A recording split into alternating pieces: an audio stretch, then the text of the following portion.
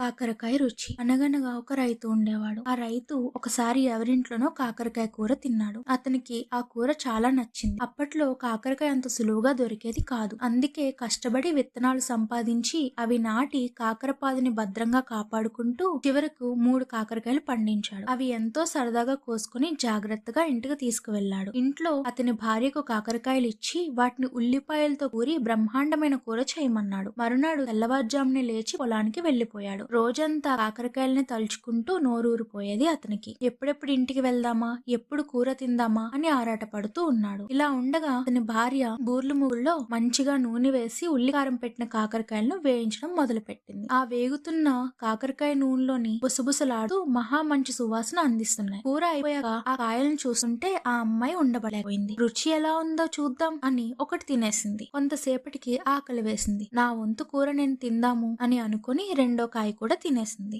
మొత్తానికి పొలం పనులు పూర్తి చేసుకుని వచ్చిన రైతు కాకరకాయలు కళ్ళకంటూ తినడానికి కూర్చున్నాడు. భార్య కూర వడ్డించింది. దాన్ని చూసిన భర్త, అదేంటి ఒకటే ఉంది, మిగిలిన 2 ఏమయ్యాయి అని అడిగాడు. ఒకటి రుచి ఎలా ఉందో అని తిని చూశాను, రెండోది నా వాడ కాబట్టి నేను తిన్నాను అన్నది భార్య.